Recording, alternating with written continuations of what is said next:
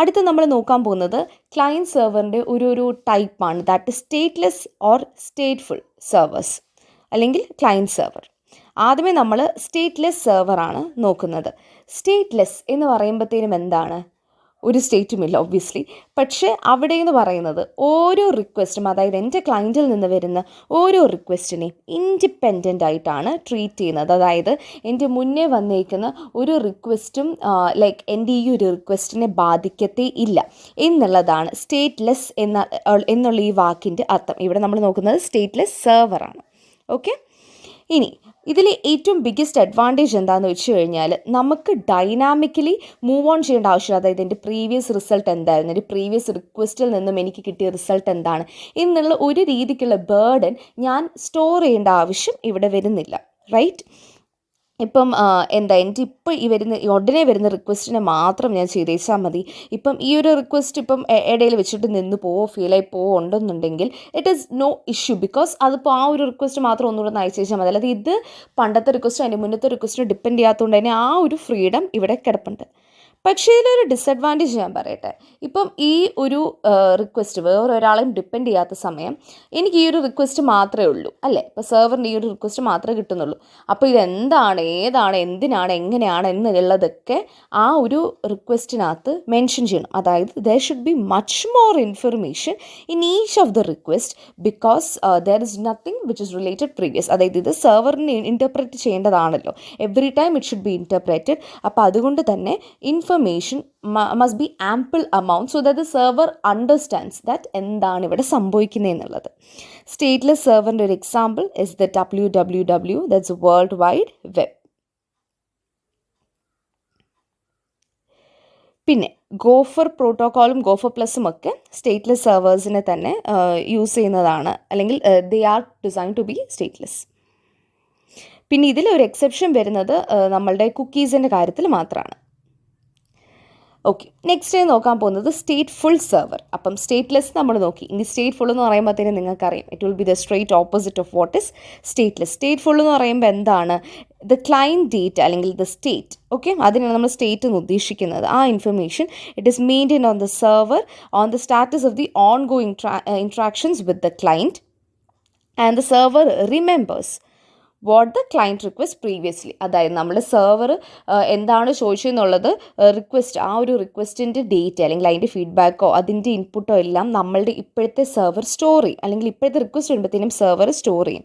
അപ്പം നെക്സ്റ്റ് നമ്മൾ കൊടുക്കുന്ന റിപ്ലൈ എന്ന് പറയുന്നത് ഇൻക്രിമെൻ്റൽ റിപ്ലൈ ആയിരിക്കും. അതായത് എൻ്റെ ഈ ഒരു റിക്വസ്റ്റ് വരുമ്പോഴത്തേനും മുന്നേ ഞാൻ കൊടുത്ത റിപ്ലൈ വെച്ചിട്ടായിരിക്കും ഞാൻ എൻ്റെ ഈ ഒരു റിക്വസ്റ്റിനെ ടാക്കിൾ ചെയ്യുന്നത്. ഇതിൻ്റെ അഡ്വാൻറ്റേജ് എന്ന് പറയുന്നത് എഗെയിൻ സൈസ് സ്മോൾ ആയിരിക്കും. നമ്മൾ അവിടെ പഠിച്ച ഡിസഡ്വാൻറ്റേജ് ആണ് ഇവിടുത്തെ പഠിച്ച അഡ്വാൻറ്റേജ്. അതായത് നമ്മൾ റിക്വസ്റ്റ് കൊടുക്കുമ്പോഴത്തേനും ചെറിയ സൈസ് ആയിരിക്കും, ബിക്കോസ് ഓൾറെഡി പിന്നിൽ നമ്മൾക്ക് ഇതിന് മുന്നേ ഒരു റിക്വസ്റ്റ് വന്നിട്ടുണ്ടായിരുന്നു. അപ്പം നമുക്കറിയാം അതെങ്ങനെയാണ് ഹാൻഡിൽ ചെയ്യുന്നതെന്നൊക്കെ. അപ്പം നമ്മൾ ഇവിടെ ഇപ്പോൾ വരുമ്പോഴത്തേനും ഈ അത്ര ഇൻഫർമേഷൻ ആവശ്യമില്ല, കാരണം എനിക്ക് ഓൾറെഡി മുന്നത്തെ റിക്വസ്റ്റ് എങ്ങനെയാണ് ഞാൻ ചെയ്തത് അല്ലെങ്കിൽ എന്താണ് ഞാൻ അവിടെ ഉദ്ദേശിക്കുന്നതെന്നൊക്കെ എനിക്ക് അറിയാം. ഡിസഡ്വാൻറ്റേജ് എന്ന് പറയുന്നത് എന്താണെന്ന് വെച്ച് കഴിഞ്ഞാൽ ക്ലയൻറ്റ് ക്രാഷ് ചെയ്യുവാണെന്നുണ്ടെങ്കിൽ it will exhaust the server memory. അതായത് ഇപ്പോൾ പണ്ടത്തെ മുന്നത്തെ എല്ലാം കൂടി ഇങ്ങനെ എടുത്ത് വെച്ചേക്കുവാണ്. ഇപ്പോൾ ബൈ ചാൻസ് ക്ലയൻറ്റ് ക്രാഷ് ചെയ്തേക്കുന്ന ഒരു സിറ്റുവേഷൻ വരാമെന്ന് വിചാരിക്കുക. അപ്പോൾ ഇത്രയും കളക്ട് ചെയ്ത് വെച്ചേക്കുന്നത് വേസ്റ്റ് ആവത്തില്ല, അത് സെർവറിൻ്റെ മെമ്മറിക്കൊരു വേസ്റ്റേജ് അല്ലേ. അപ്പം അതാണ് നമ്മൾ സ്റ്റേറ്റ്ഫുൾ സെർവേഴ്സിനെ പറ്റി പറയുന്നത്. എഗെയിൻ അതിൻ്റെ ഒരു example is a remote file server. നമ്മൾക്കിനി ഒരു ഫൈനൽ കമ്പാരിസൺ ചെയ്യാം. കമ്പാരിറ്റീവ് അനാലിസിസിൽ നമ്മുടെ സ്റ്റേറ്റ്, അതായത് നമ്മുടെ ക്ലയൻറ്റ് ഡേറ്റ നമ്മൾ സ്റ്റേറ്റ്ഫുൾ സെർവറിന് നമ്മൾ കൊടുക്കുകയാണെന്നുണ്ടെങ്കിൽ ഇറ്റ് വിൽ റിമെമ്പർ, എന്നാൽ stateless will keep no state information. അതായത് ഓരോന്നും സ്പെസിഫിക് ആയിട്ട് എന്തിനെയാണ് ഉദ്ദേശിക്കുന്നത് എന്നുള്ളത് ആ ഒരു റിക്വസ്റ്റിൽ തന്നെ മെൻഷൻ ചെയ്യണം. Stateful file servers the client sense less data, അല്ലേ? ഞാൻ പറഞ്ഞിരുന്നു, സിൻസ് ദ മെമ്മറി ഉള്ളത് കൊണ്ട് ഒരുപാട് ഡേറ്റയുടെ ആവശ്യം നമുക്ക് വരുന്നില്ല. Okay, and on the other hand ഒരു സ്റ്റേറ്റ്ലെസ് സെർവർ എന്ന് പറയുമ്പോഴത്തേന് ഇറ്റ്സ് മോർ റോബസ്റ്റ്. ആൻഡ് ഇപ്പോൾ ഒരു കണക്ഷൻ വിട്ടുപോയൊരു സിറ്റുവേഷൻ ഉണ്ടെന്നുണ്ട്, ഒരു ഇൻവാലിഡ് സ്റ്റേറ്റിലോട്ട് ഇത് നിർത്തത്തില്ല. ആൻഡ് ഇപ്പോൾ ഒരു ക്ലയൻറ്റ് ഒരു സ്റ്റേറ്റ്ലെസ് സെർവറിന് കൺഫ്യൂസ് ചെയ്യത്തില്ല. ബിക്കോസ് എന്തുകൊണ്ടാണ്, ഒരൊറ്റ റിക്വസ്റ്റ് ഇവിടെ വരുന്നുള്ളൂ. ഈ റിക്വസ്റ്റിനകത്ത് കണ്ടൻറ്റ് എല്ലാം ഉണ്ട്, ഇതിൻ്റെ പ്രീവിയസിൻ്റെ പ്രോബ്ലം ആണോ അതിൻ്റെ മുന്നത്തേൻ്റെ പ്രോബ്ലം ആണോ എന്നുള്ള രീതിക്കുള്ള കൺഫ്യൂഷൻസും ഒരു സ്റ്റേറ്റ്ലെസ് സെർവറിൽ കാണത്തില്ല. സോ അതുകൊണ്ട് നമ്മൾ എന്താണ് മനസ്സിലാക്കേണ്ടത്, ഓരോന്നിനും അതിൻ്റേതായിട്ടുള്ള പോസിറ്റീവ്സും നെഗറ്റീവ്സും ഒക്കെ ഉണ്ട്. അടുത്ത് നമ്മൾ നോക്കാൻ പോകുന്നത് സെർവേഴ്സും മെയിൻ ഫ്രെയിംസും ആണ്. പിന്നെ ഒരു കാര്യം, ഈ ഒരു PDF-ൽ ആവശ്യമില്ലാത്ത എല്ലാ സാധനങ്ങളും ഹൈലൈറ്റ് ചെയ്ത് വെച്ചിട്ടുണ്ട്. അതുകൊണ്ട് തന്നെ ഞാൻ ഹൈലൈറ്റ് ചെയ്തതല്ല. ഇവിടെ ഇതിപ്പോൾ KTU നോട്ട്സിൽ നിന്ന് എടുത്ത PDF ആണ്. സോ ഈ ഹൈലൈറ്റ് ചെയ്തത് മാത്രം നിങ്ങൾ പഠിച്ചു പോയേക്കരുത്. ഓക്കെ. സോ മെയിൻ ഫ്രെയിം എന്ന് പറയുന്നത് നമ്മളുടെ പണ്ടത്തെ നമ്മൾ ഇപ്പം ഈ PC ഒക്കെ വരുന്നതിന് മുന്നേ നമ്മളുടെ ഒരു ഹീറോ തന്നെയായിരുന്നു നമ്മുടെ മെയിൻ ഫ്രെയിംസ് എന്ന് പറയുന്നത്. മെയിൻ ഫ്രെയിമിൻ്റെ അകത്തെ CPU എന്ന് പറയുന്നത് it's much faster than a computer. അപ്പം മെയിൻ ഫ്രെയിമിന് നമ്മൾ കൂടുതൽ പ്രിഫർ ചെയ്തതിന് കുറച്ച് റീസൺസ് ഉണ്ട്. അതിൽ ഒരെണ്ണം എന്ന് പറയുന്നത് ദ റോ സ്പീഡ്, അതായത് ഇൻസ്ട്രക്ഷൻ പെർ സെക്കൻഡ് എന്ന് പറയുന്നത്, അല്ലെങ്കിൽ ഒരു സെക്കൻഡിൽ ഒരു സെക്കൻഡ് നമ്മൾ പ്രോസസ്സ് ചെയ്യുന്ന ഇൻസ്ട്രക്ഷൻ എന്ന് പറയുന്ന അതിൻ്റെ സ്പീഡ് വളരെ കൂടുതലായിരുന്നു. അതിൻ്റെ കൂട്ടത്തിൽ തന്നെ നമ്മൾക്ക് എമൗണ്ട് ഓഫ് മെമ്മറി, ഓക്കെ, ഒരു പ്രോഗ്രാമിനകത്ത് നമുക്ക് അഡ്രസ്സ് ചെയ്യാൻ പറ്റുന്ന എമൗണ്ട് ഓഫ് മെമ്മറി എന്ന് പറയുന്നതും ഒരു മെയിൻ ഫ്രെയിമിൻ്റെ കേസിൽ ലാർജറായിരുന്നു. യൂഷ്വലി മെയിൻ ഫ്രെയിംസ് എന്ന് പറയുന്നത്, നിങ്ങൾക്ക് മെയിൻ ഫ്രെയിംസ് എന്നുള്ള എന്താണ്, എങ്ങനെയാണ് ഇരിക്കുന്നതെന്ന് ഡൗട്ട് ഉണ്ടെന്നുണ്ടെങ്കിൽ നിങ്ങൾ ഇൻ്റർനെറ്റിലൊന്ന് സെർച്ച് ചെയ്ത് നോക്കി. നമ്മളെല്ലാം പല സിനിമകളുടെയൊക്കെ ഭാഗമായിട്ട് കണ്ടിട്ടുള്ളതാണ് മെയിൻ ഫ്രെയിംസ് എന്ന് പറയുന്നത്. അത് ബിസിനസ് ഫങ്ഷനാലിറ്റിക്ക് വേണ്ടിയിട്ട് നമ്മൾ യൂസ് ചെയ്തൊരു സംഭവമാണ്. അപ്പം ഈ ഒരു മെയിൻ ഫ്രെയിംസ് എന്ന് പറയുന്നത് MVS റൺ ചെയ്യാൻ, IMS, VSAM, അപ്പം ഇതൊക്കെ റൺ ചെയ്യാനായിട്ട് യൂസ് ചെയ്യുന്ന ഈ ഓപ്പറേറ്റിംഗ് സിസ്റ്റംസ് ഒക്കെ റൺ ചെയ്യാനായിട്ട് യൂസ് ചെയ്യുന്നതാണ്. പക്ഷേ നമുക്ക് പൊതുവേ ഒരു കോമൺ ഒരു പെർസെപ്ഷൻ എന്താണെന്ന് വെച്ച് കഴിഞ്ഞാൽ മെയിൻ ഫ്രെയിം എന്ന് പറയുന്നത് ഒരു ഡേറ്റാബേസ് ആണെന്നുള്ള ഒരു പെർസ്പെക്റ്റീവ് നമുക്കുണ്ട്. So basically servers that are file or database servers, they are running on the sophisticated databases. അപ്പോൾ ഓർഗനൈസേഷൻസ് ബേസിക്കലി സെർവേഴ്സ് യൂസ് ചെയ്യുന്നത് മെയിൻ ഫ്രെയിം ഡേറ്റാബേസസിനെ റീപ്ലേസ് ചെയ്യാൻ വേണ്ടിയിട്ടായിരുന്നു. അപ്പോൾ അതുകൊണ്ട് തന്നെയാണ് ഈ മെയിൻ ഫ്രെയിമിന് ഒരു ഡേറ്റാബേസ് എന്നുള്ള ഒരു ടേം ഉള്ളതായിട്ട് പറയപ്പെടുന്നത്. So organisations also keep applications on main frame. എന്തിനാണ്? ഡേറ്റാബേസ് പെർഫോമൻസും ഇൻറ്റഗ്രിറ്റിയും ഫങ്ഷനാലിറ്റിയും ഇമ്പ്രൂവ് ചെയ്യാൻ വേണ്ടിയിട്ടാണ്.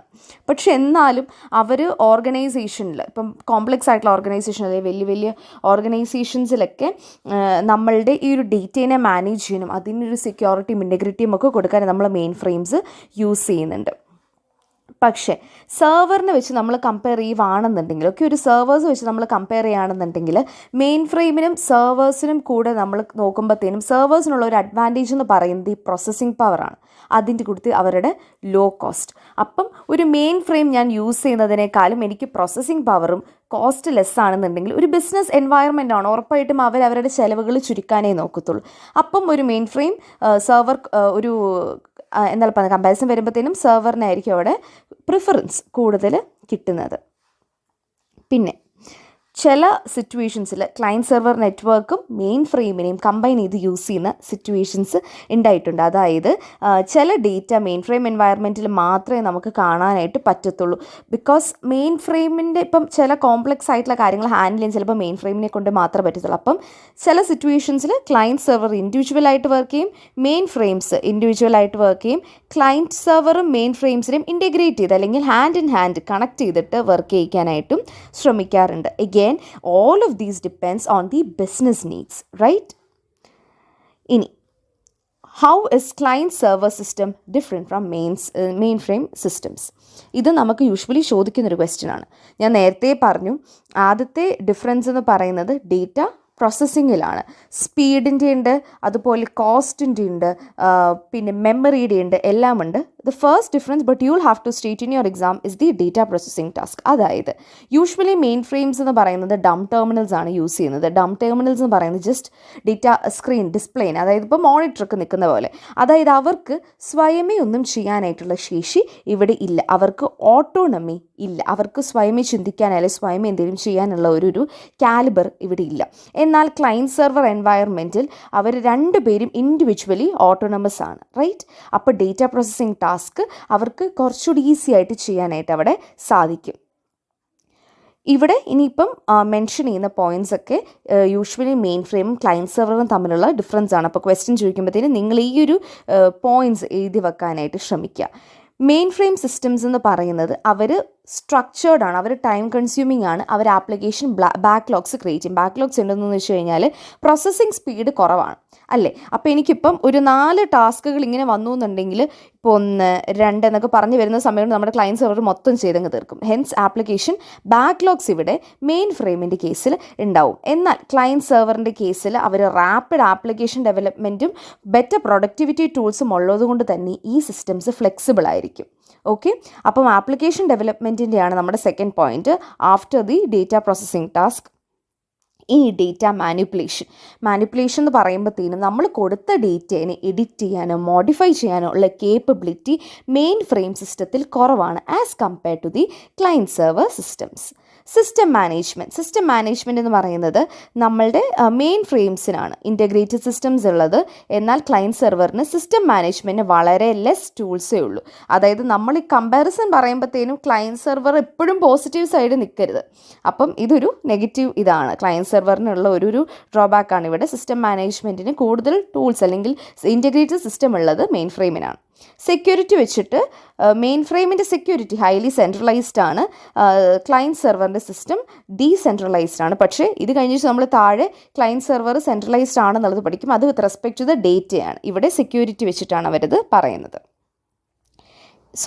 എൻഡ് യൂസർ പ്ലാറ്റ്ഫോം എന്ന് പറയുന്നത് ഞാൻ നേരത്തെ പറഞ്ഞിരുന്നു, ഡേറ്റ പ്രോസസ്സിംഗ് ടാസ്കിൻ്റെ സമയത്ത് പറഞ്ഞിരുന്നു മെയിൻ ഫ്രെയിംസ് യൂസ് ചെയ്യുന്നതാണ് ഡം ടെർമിനൽസ് ആണ്.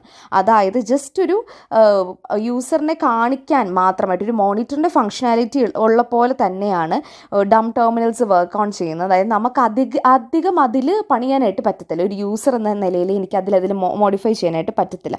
എന്നാൽ ക്ലയൻറ്റ് സെർവറിന് GUI ഉണ്ട്, ഗ്രാഫിക്കൽ യൂസർ ഇൻ്റർഫേസ്. അത് നമ്മൾ യൂസറിനെ ഐസ് പ്ലീസിങ് ആയിട്ട് നമുക്ക് അപ്പീലിംഗ് ആയിട്ട് നമുക്ക് ചെയ്യാനായിട്ട് പറ്റും. അതുപോലെ തന്നെ യൂസറിന് നമ്മളവിടെ ഒരു പവർ കൊടുക്കുകയാണ് ചെയ്യുന്നത് ടാസ്ക് ഓരോന്ന് കംപ്ലീറ്റ് ചെയ്യാനായിട്ട്. So that is with respect to the end user. ഇത്രയും ഡിഫറൻസസ് ആണ് മെയിൻ ഫ്രെയിമും ക്ലയൻറ്റ് സെർവറും തമ്മിലുള്ളത്. I hope you understood what is happening.